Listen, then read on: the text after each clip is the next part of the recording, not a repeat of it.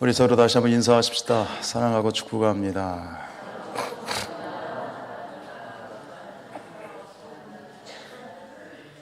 식사는 하셨습니까? 자, 오늘 누가복음 9장 말씀 51절부터 56절 말씀을 보는데요. 이제 오늘 이 9장 51절부터는 또 새로운 그러한 성경의 그 예수님의 이야기가 펼쳐지는 건 무엇이냐면, 앞에 9장 50절까지는 예수님의 사역이 주로 어디를 배경으로 하셨던 사역이냐면 갈릴리 사역이에요. 이스라엘의 지도를 혹시 여러분들이 머릿속에 이렇게 그려보실 수 있는지 모르겠는데, 갈릴리는 이스라엘의 북쪽입니다.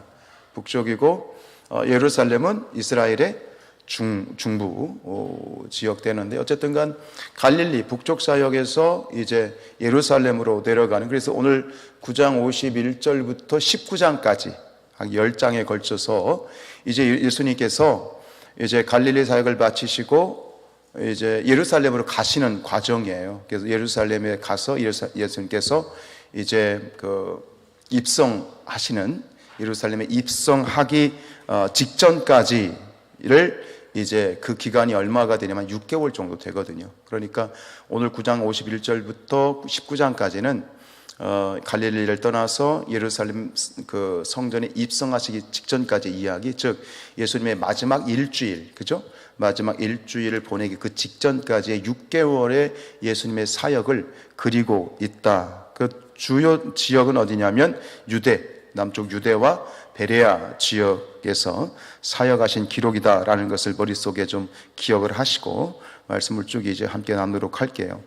근데 이 6개월의 기간을 마태복음에서는 딱 2장에 걸쳐서 이것을 기록을 했고, 마가는 더 짧아요. 마가는 딱 한 장에 걸쳐서 6개월을 아주 간단하게 요약을 했는데, 그에 비하면 오늘 누가는 이 예루살렘으로 향하는 이 긴 여행의 이야기들을 아주 구체적으로 이렇게 기록을 하고 있다는 것은, 그만큼 누가는 예수님의 발자취 하나하나를 좀 철저하게 점검을 해보고 추적해보고 싶은, 예수님을 더 마음속에 행하셨던 일들을 좀 구체적으로 되새겨보고 싶은 그런, 어찌 보면 누가의 특심한 마음이라고 볼 수 있겠죠. 우리 51절 말씀 읽겠습니다.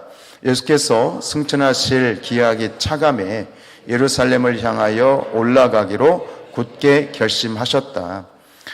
예수께서 승천하실 기약이, 승천하실, 하늘로 올라가실 날이 거의 다 이르렀다라는 이야기이지요. 예수님이 승천하실 기약이 차갔다, 승천하실 날이 다 되었다는 얘기는 뭐냐면, 예수님은 늘 당신의 생애 가운데 당신을 향하시는 하나님의 계획을 늘 마음속에 염두에 두고 계시고, 그리고 예수님을 이 땅에 보내신 아버지 하나님의 계획에 철저히 자신의 모든 삶을 이제 맞추어가는 그런 예수님의 태도를 우리가 볼 수 있는데, 하나님이 계획하신 그런 그 때를 오늘 이 말씀 속에서는 뒤에 가면 그 때가 된 것을 늘 마음에 염두에 두고 이제는 내가 예루살렘 올라갈 때가 되었지 라고 하는 그 인식을 하였을 뿐만 아니라, 한 걸음 더 나아가서 보세요. 예루살렘을 향하여 올라가기로 어떻게 했다? 굳게 결심. 그러니까 예루살렘으로 올라가야 그냥 가시면 되잖아요. 그런데 뭐가 필요한 거예요? 지금 결심이 필요하다는 이야기예요. 왜 결심이 필요하죠? 지금 보세요. 예수님이 이 표현이 참 어찌 보면 굉장히 시적이기도 하고 문학적이기도 한데, 예수님이 승천하실 날이 찼다는 얘기는 다른 말로 말하면 무슨 날이 다 됐다, 그래요. 예수님이 이 표현이 참 재밌잖아요. 예수님이 이제 십자가에 달려 죽으실 날이 됐다는 얘기인데, 이것을 이렇게 표현하죠. 승천하실 날이 다 되었다, 이렇게 표현하고 있는데, 결국은 예수님이 이 승천하실 날, 즉 예수님이 이제 십자가에 모든 고통을 당하시고 정말 끔찍하게 돌아가실 수밖에 없는 그 날, 죽음의 날이 이제 얼마 안 남았고, 그리고 결국은 예루살렘은 예수님이 죽으셔야 되는 어떤 땅? 사지, 죽음의 땅이잖아요. 그것으로 가야 된다라고 하는 이 결심은 역시 어떤 마음이 있냐면, 예수님께서 겟세마네 동산에서 십자가를 지시기 전날 밤에 기도하셨죠. 아버지, 이 잔을 내게서 옮기실 수만 있다면. 이 잔이 무엇입니까? 십자가요. 십자가의 죽음. 십자가의 죽음을 꼭 제가 이 십자가에서 죽어야만 됩니까? 그렇지 않고 인류를 구원할 수 있다면 이 십자가를 저에게서 좀 지지 않을 수 있게 좀 해주십시오라고, 그렇게 땀방울이 핏방울이 되도록 기도하실 수밖에 없었던 것은 죽음에 대한 그러한 두려움이 있으셨던 거예요. 예수님은 하나님의 아들, 신이시지만 이 땅 가운데 완벽한 인간으로 오셨어요. 우리가 느끼는 고통, 가시 하나 찔려도 얼마나 쓰라리고 아파요. 그런데 이 두 손과 발에 엄청난 큰 대못을 박는 그 고통을 이미 예수님께서는 이때, 지금 이 시점에서 그 고통을 다 미리 예측하고 계시기 때문에 지금 결단하실 수밖에 없는 거예요. 그러니까 결국은 예수님의, 하나님의 계획과 하나님의 때를 아는 것에 멈추지 않고 적극적으로 하나님의 뜻에 순종하려고 하는 그런 의지적인 행동이 이 말씀 속에 보여지고 있는 것이죠. 그에 보면 예루살렘을 향하여 올라가기로 굳게 결심했다. 만약 예루살렘이 이쪽이라고 하면 예수님께서 한번 상상을 해보면, 예수님께서는 예루살렘 쪽을 바라보시면서 뭔가 비장한, 제자들은 느끼지 못했겠지만 예수님께서는 뭔가 비장한 그러한 얼굴 표정을 하지 않으셨을까 하는 그러한 상상이 되어집니다.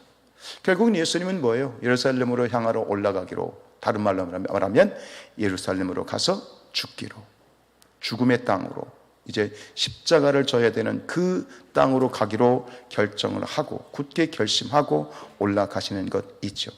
근데 이것이 결국은 무엇이냐면, 이것이 우리가 예수님을 따르는, 또 하나님을 믿는, 그리고 사명을 가지고 살아가는 그리스도인의 삶의 모습과도 같고, 이것이 우리의 삶에서도 동일하게 역시 적용이 된다라고 하는 겁니다.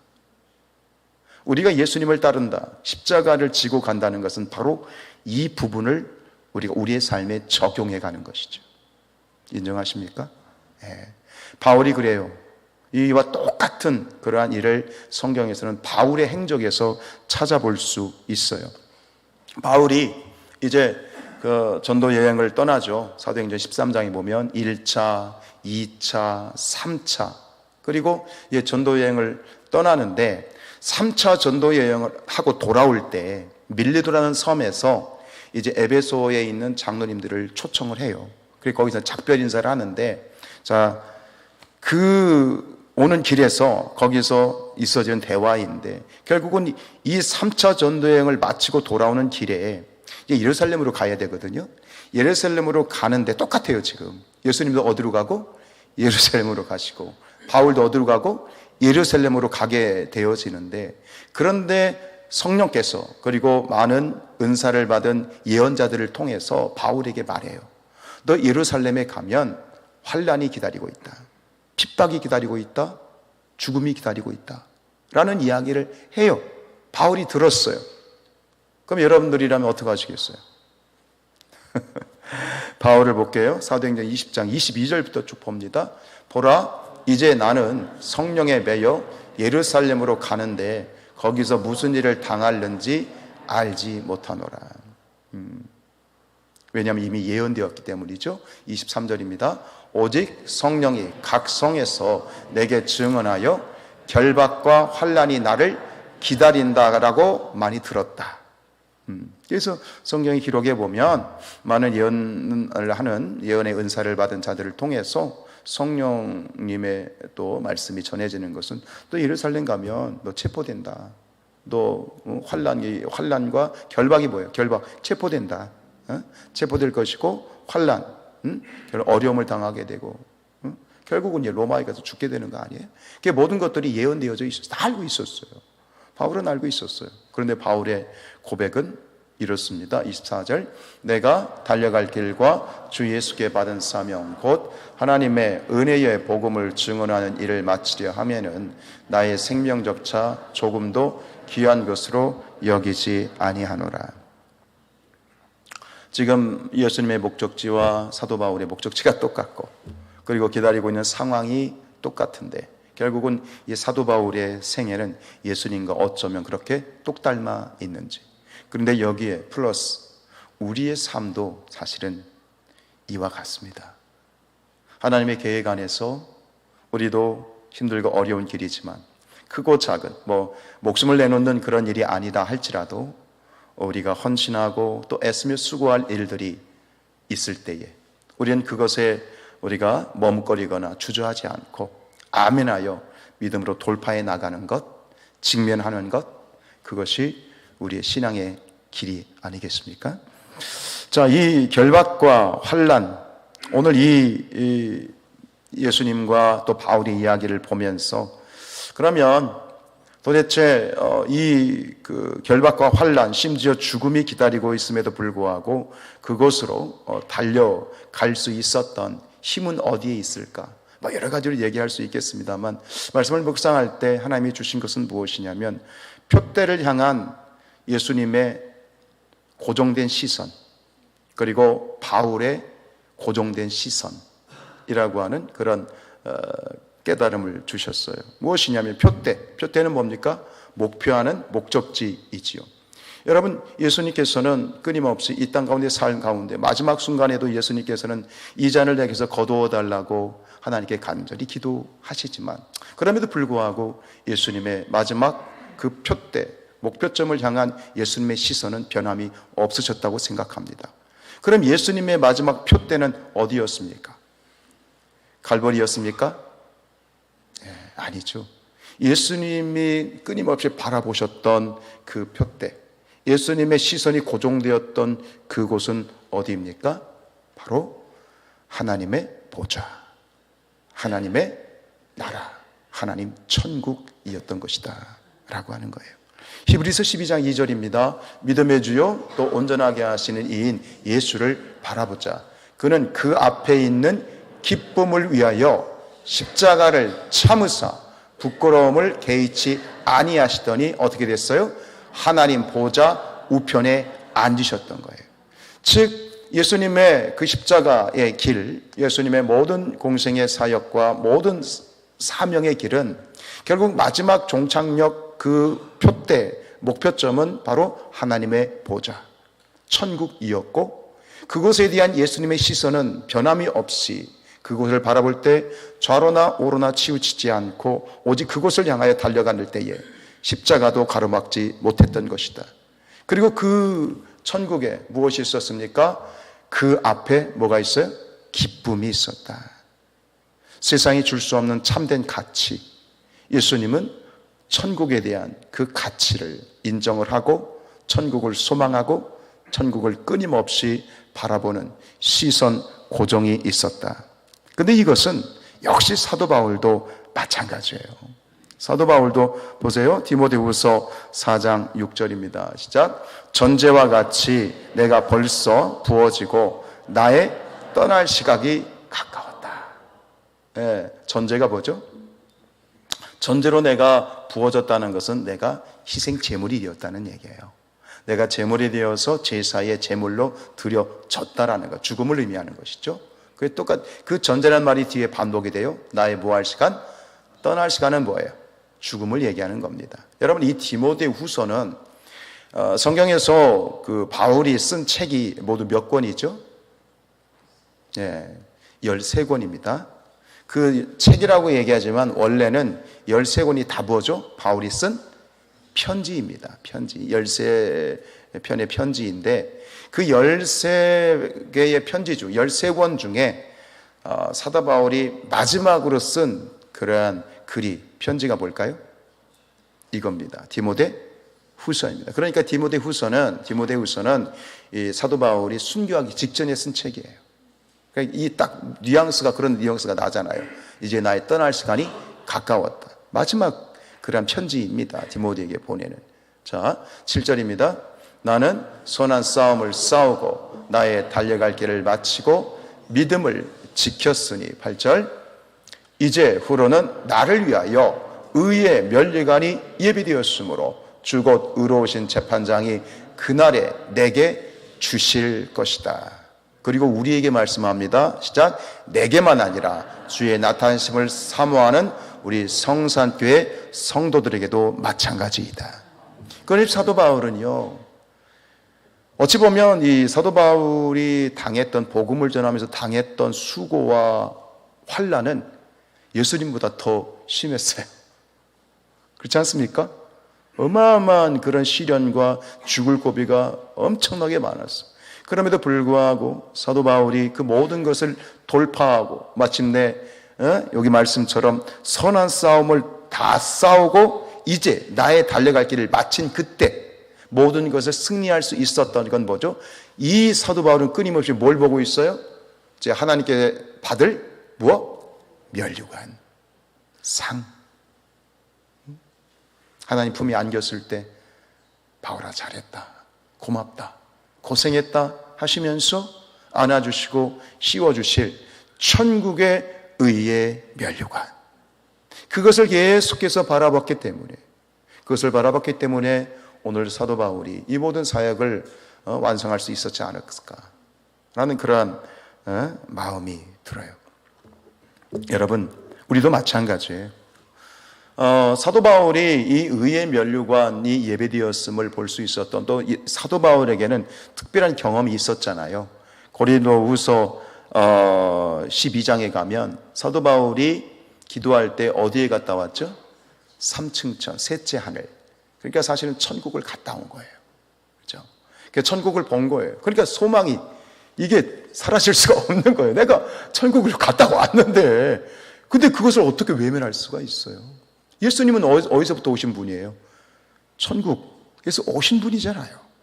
여러분, 우리의 눈이 열려서 3층천의 환상이 열려지길 축복하고 믿음으로 그 의의 면류관이 예배되어 있는 하나님의 보좌와 하나님의 천국을 볼 수 있는, 그래서 날마다 우리의 시선이 예수님과 같이, 사도 바울과 같이 저 천국으로 시선이 고정되어져서 우리의 삶이 힘들고 어렵고 여전히 여러 가지 문제가 있지만 그 모든 것을 돌파하고 우리에게 맡겨준 사명 다 감당하고 우리 아버지 하나님 품에 정말 안길 수 있는 저와 여러분들 될 수 있기를 축복합니다. 여러분, 우리의 시선입니다. 우리의 시선. 세상은 우리가 기도학교를 하고 있지만 기도학교의 중요한 의의와 목적 중에 하나, 기도하는 목적이 뭡니까? 우리의 시선을 끊임없이 하나님께 향하는 거 아닙니까?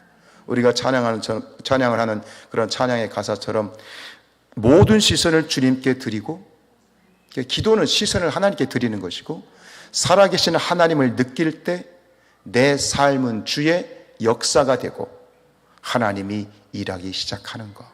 이 찬양의 가사가 참 마음에 들더라고요. 이런 어떤 이 역사를 경험했던 것이 사도 바울이고, 또 오늘도 우리 성산교회 성도들도 삶에서 이런 하나님의 주님을 바라보며 나갈 때, 천국을 바라볼 때, 의의 면류관을 소망하며 나가게 될 때, 주님을 바라볼 때 역시 동일한 은혜, 그런 축복 있어질 줄로 믿습니다. 우리가 부르는 찬양 중에 오늘 제가 결단 찬양으로 함께 부르고 싶은 찬양을 골랐는데, 그 이 세상은 내 집 아니네 라는 찬양인데 한번 같이 부를까요? 첫 코드만 찍어주세요.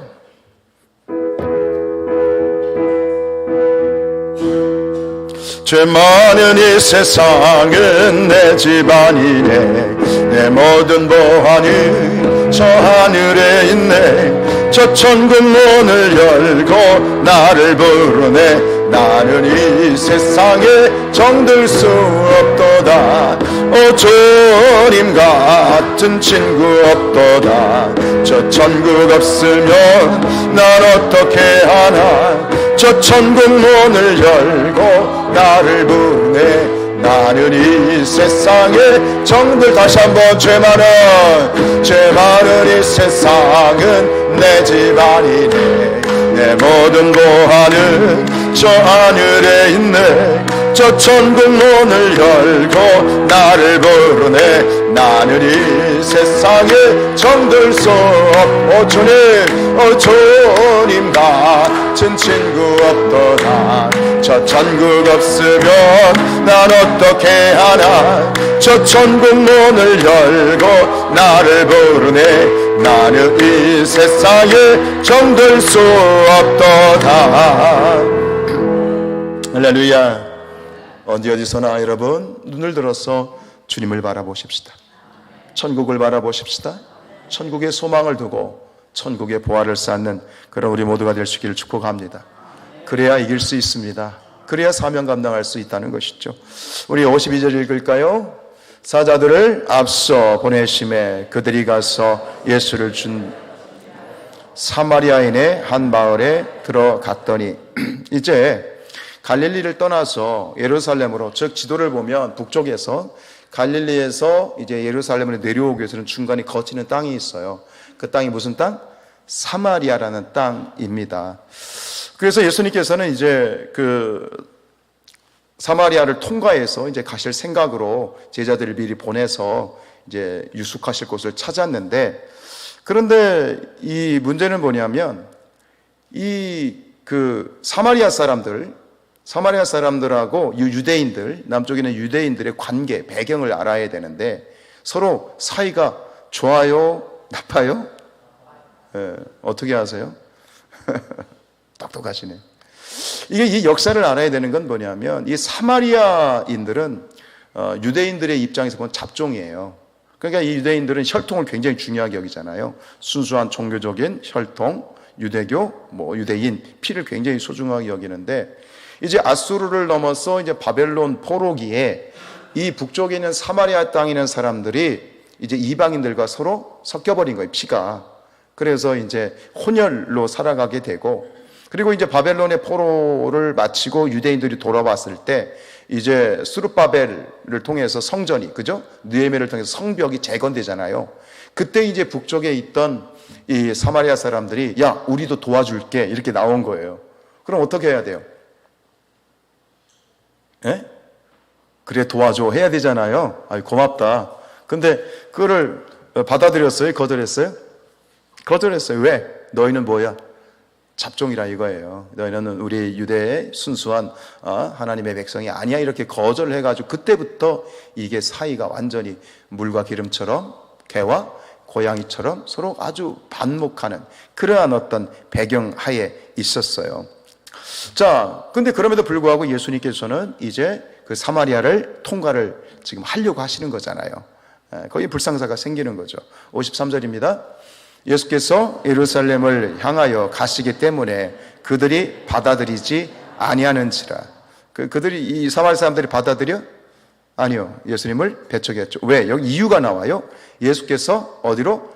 예루살렘을 향하여 가시기 때문이다.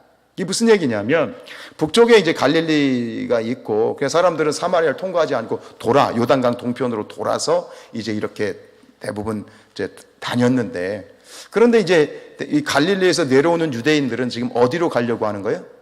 이 사마리아 사람들이 생각하기에는 지금 이 유대인들이 어디로 간다? 예루살렘 성전으로 간다. 그러니까 자기들이 종교적으로 소외를 당하고 또 그런 어떤 피해의식이 있기 때문에 이런 어떤 소위 말하는 순례, 예루살렘 성전으로 순례 가는 사람들을 절대 그렇게 환영하지 않고 배격을 했다는 거예요. 심지어 공격을 하고, 심지어 뭐까지 했어? 죽이기까지 했대요. 그 정도로 굉장히 지금 사이가 아주 지금 이스라엘과 아랍의 관계와 같은 그런 구도인 것 같아요. 근데 그럼에도 불구하고 이제 예수님이 가시려고 하다 예수님도 이제 거절을 당하게 됐죠. 자, 54절입니다. 제자 야고보와 요한이 이를 보고 이르되 주여, 우리가 불을 명하여 하늘로부터 내려 저들을 멸하라 하기를 원하시나이까. 그러니까 이제 이 제자들이 분노하는 거예요. 그 중에 이 야고보와 요한이 예수님을 거절하는 걸 보고 이제 마치 이 하늘에서 불이 내려가지고 이렇게 심판했던 그 구약의 선지자가 누구죠? 엘리야 선자가 했던 것처럼 불을 내려서 저들을 다 쓸어버리십시오 라고 예수님께 요청을 하고 있는데, 근데 결국은 이 제자들의 이 요청에서는 또 긍정적인 면도 있어요. 뭐냐면 믿음이죠. 예수님이 기도하시면 불을 내릴 수 있다라는 믿음도 있고, 또 한 가지는 예수님에 대한 의리와 충성심이에요. 감히 우리 대장을 거절해? 그러면서 예수님에 대한 충성심도 있어요. 그러니까 의리입니다. 의리. 이런 긍정적인 면도 있지만, 그러나 결국 이들의 태도를 보면서 예수님이 칭찬했어요? 책망했어요? 책망했죠. 그 얘기는 뭐예요? 그들의 태도가 옳지 않다는 것을 반증하게 되어지는데, 결국은 지금 이 예수님의 제자들의 이런 태도는 결국 그 태도를 통해서 우리가 볼 수 있는 것, 오늘 우리가 두 번째로 교훈을 받아야 되는 건 뭐냐면, 아직 예수님을 제자들은 모르고 있는 거예요. 예수님이 어떤 분이신지, 그리고 예수님이 왜 오셨는지, 그리고 예수님의 사역이 무엇인지, 그 본질에 대한 이해가 아직 없는 거예요. 즉 원수, 우리를 배척하고 나를 원수 같은 존재들이잖아요. 배척하고 그러한 배척하는 원수에 대해서 심판하고 심지어 불로 멸해버리는, 아직도 그러한 태도를 가지고 있는 거예요. 근데 이런 태도는 사실 어떻게 보면 당연한 건 뭐냐면, 이것이 바로 율법이니까요. 율법이에요. 율법은 그렇게 가르쳤어요. 그죠? 이에는 이, 눈에는 눈, 이게 유대인들의 율법이거든요. 그러니까 어찌 보면 제자들의 입장에서는 그렇게 말하는 것이 당연할 수도 있어요. 신명기 19장 21절입니다. 내 눈이 긍휼히 여기지 말라. 생명에는 생명으로, 눈에는 눈으로, 이에는 이로, 손에는 손으로, 발에는 발로. 이것이 유대인들이에요. 유대인들이 가지고 있는 법이에요. 이게 모세의 율법이었어요. 그거를 가지고 있으니 당연히 저 사람이 나를 배척하니까, 그냥 죽이려고 하니까 나도 죽이면 되는 거야. 이것이 율법이에요. 그러나 예수님은 율법을 폐하러 오신 것은 아니지만, 예수님은 율법을 뭐하러 오셨다? 완성하러 오셨죠. 여기서 우리는 바로 예수님의 사역의 본질과 그리고 우리 성도들의 삶에 있어서 갖추어야 되는 아주 중요한, 너무나도 기본적인 그런 신앙의 태도를 우리가 발견해야 되는 것이죠. 우리 마태복음에서 예수님 말씀하신 거예요. 마태복음 5장 43절 시작. 또 내 이웃을 사랑하고 내 원수를 미워하라 하였다는 것을 너희가 보세요. 네 이웃을 사랑해. 어떤 이웃을 사랑해? 너에게 잘해주는 사람은 사랑하고, 내 원수는 어떻게? 미워하고, 이에는 이, 눈에는 눈으로, 생명에는 생명으로 갚으라. 이게 뭐예요? 이게 구약의 율법이에요. 그렇게 배웠지. 근데 이제 내가 너에게 새 계명을 줄게. 그래서는 안 돼. 그건 하나님의 뜻이 아니야. 잘 들어. 그러면서 주신 말씀이죠. 44절. 내가 너희에게 이르노니 너희 원수를 사랑하며 너희를 박해하는 자를 위하여 기도하라. 잘 아시죠? 여러분 원수를 사랑하고 계세요? 여러분들 박해하는 자를 위하여 기도하고 계세요? 쉽지 않은 일이죠. 여러분 요한일서 4장 8절에 사랑하지 아니하는 자는 하나님을 알지 못한다고 그랬어요. 즉 하나님은 사랑이시죠. 아시잖아요. 그렇죠? 하나님은 사랑이세요. 그런데 사랑하지 아니하는 자는 하나님을 모른다는 거예요. 우리가 예수를 믿고 하나님을 신앙하는 신앙인들이지만 중요한 건 뭐예요? 내 안에 사랑이 있느냐? 예수님의 본체는 사랑이시고, 하나님이 세상을 이처럼 사랑하사 독생자를 주셨으니 이는 저를 믿는 자마다 멸망치 않고 어떻게 해요? 영생. 우리의 구원과 영생의 출발점은 뭐예요? 하나님의 사랑이고, 그리고 이것이 오늘 우리 하나님을 믿는, 예수님을 주인으로 모시는 우리 그리스도인들이 행해야 될 중요한 신학의 원칙, 그건 사랑이에요. 아멘이에요. 그러나 이것을 자꾸 강조하게 되는 이유가 뭘까요? 안 되는 거지. 귀 안에서조차 시기하고 질투하고. 여러분 분명히 기억하세요. 어떤 이 고린도 그 전서 13장에 나오잖아요. 사랑장에 기적을 행하고 무슨 큰 일을 해도 뭐가 없으면, 사랑이 없으면 아무것도 아니라고. 근데 이거를 너무 우리가 간과한단 말입니다. 모든 구약의 율법을 모든 정말 율법을 다 모아가지고 그걸 엑기스로 딱 짜가지고 참기름 짜듯이 짜가지고 한 방울 똑 떨어지면 그게 뭐예요? 사랑 아닙니까? 이게 세 계명이에요. 그걸 굳이 나누면 두 개. 하나님 사랑, 또 하나는 이웃 사랑이에요. 그게 또 10계명의 또 본질이잖아요.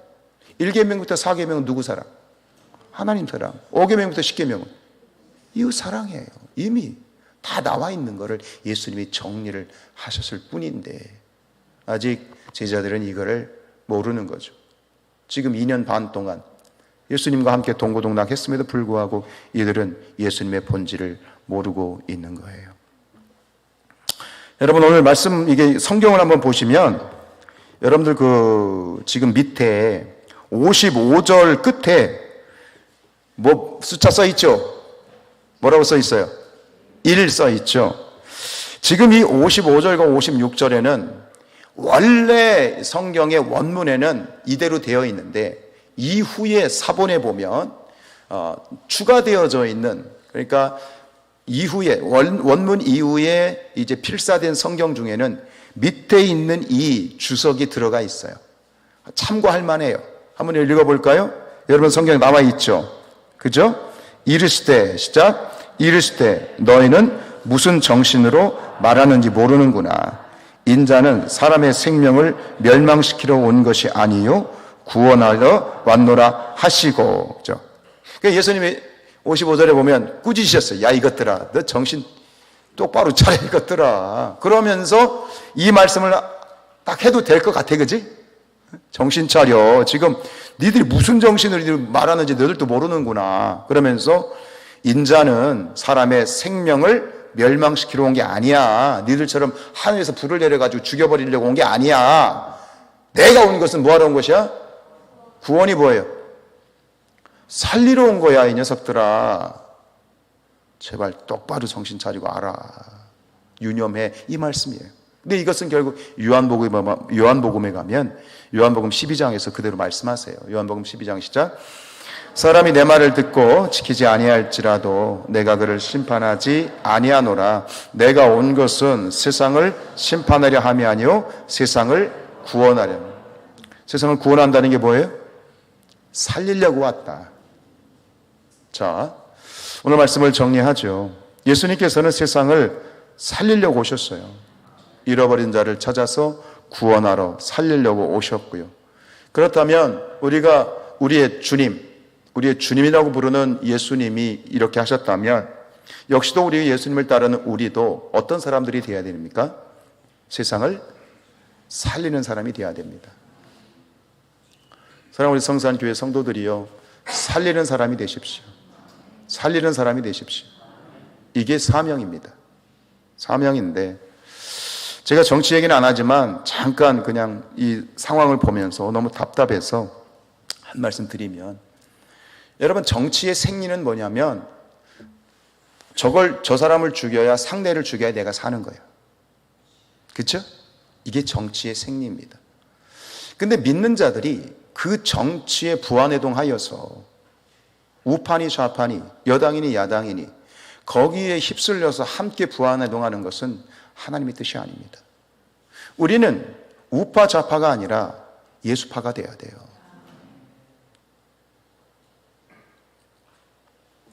즉 세상의 생리는 뭐냐면 약육강식이고 적자생존이에요. 죽여야 내가 사는 거예요. 그게 정치입니다. 근데 왜 세상 정치에 우리 믿는 자들이 오히려 예수보다 더 거기에, 하나님보다 더 왜 그런 메시지들의 귀를 기울이고, 오히려 우리는 어떻게 됩니까? 기도해야죠. 이 나라가 누구 손에 달려 있습니까? 정치인들 손에 달려 있다고요? 오늘 이재명 씨 무죄 선고 났어요. 저는 어떤 당을 얘기하는 게 아니에요. 여당이니 야당이 이 나라 살리는 게 아니잖아요. 누가 이 나라 살려요? 그럼 우리가 어떻게 해야 돼요? 하나님께 맡기고 기도해야죠. 왜 그거 쫓아다니면서 그런 짓거리를 하는지 전 모르겠어요. 그들의 말을 들으면 하나님은 없어요. 세상에 신학교 교수라는 사람이 죽여야 된다는 말을 해. 어떻게 입에서 죽여야 된다는 말이야. 우리 예수는 살리러 오셨다고요. 우리 믿는 자들은 살리는 사람이에요. 근데 그 입에서 어떻게 죽여야 된다는 그런 말이 나오고 욕이 나오냐 말이에요. 전 정치적인 성향에 대한 지지를 말하는 게 아니에요. 사랑하는 여러분, 죄 많은 이 세상은 내 집이 아니에요. 죄 많은 이 세상은 소망이 없어요. 우리가 그렇게 고백하면서도 왜 삶은 전혀 딴판이란 말이에요. 예수가 길이고 진리고 생명이시고, 여러분, 우리는 기도하는 자들이 돼야 돼요. 그리고 살리는 자들이 돼야 돼요. 그럼 어떻게 하면 살릴 수 있을까요? 그걸로 살면 어떻게 적용할 수 있을까? 두 가지로 정리드릴게요. 첫 번째, 사랑하는 것이 살리는 것이다. 두 번째, 내가 죽어야 삽니다. 그렇죠? 요한복음 12장 24절입니다. 시작. 내가 진실로 진실로 너에게 이르노니 한 알의 밀이 땅에 떨어져 죽지 아니하면 한 알 그대로 있고 죽으면 많은 열매를 맺느니라.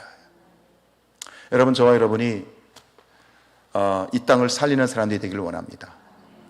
이 지역을 살리고 나라를 살리고 교회를 살리고 가정을 살리고, 그러기 위해서는 사랑하시고요, 내 몸과 같이 사랑하고 아껴주고 원수까지도 사랑하고, 내 뜻과 반하고 내 뜻과 안 맞고 내 성격과 안 맞다고 해서 시기하고 뒷담하고 좀 하지 마라 말이야. 왜 세상에서도 안 하는 걸 교회에서 하냐 말이야. 아멘. 그럴 수 있죠. 그럼 즉각 하나님 앞에 금식하며 회개하면 되고, 우리 사랑하는 이 성선의 공동체가 사랑의 공동체가 되어줘. 서로를 살려주는 공동체가 되고, 아멘. 세워주는 공동체가 되고. 그러면 내가 죽어야 되는 거예요. 내가 죽으면 살리는 것이지. 우리가 부족하지만 불완전하죠. 저도 잘 안 돼요. 그러나 그렇게 주님을 따라서 늘 우리의 천국을 소망하면서 우리를 위해 예비된 면류관을 바라보면서 세상을 살리는 그런 저와 여러분들 될 수 있기를 주님의 이름으로 축복합니다.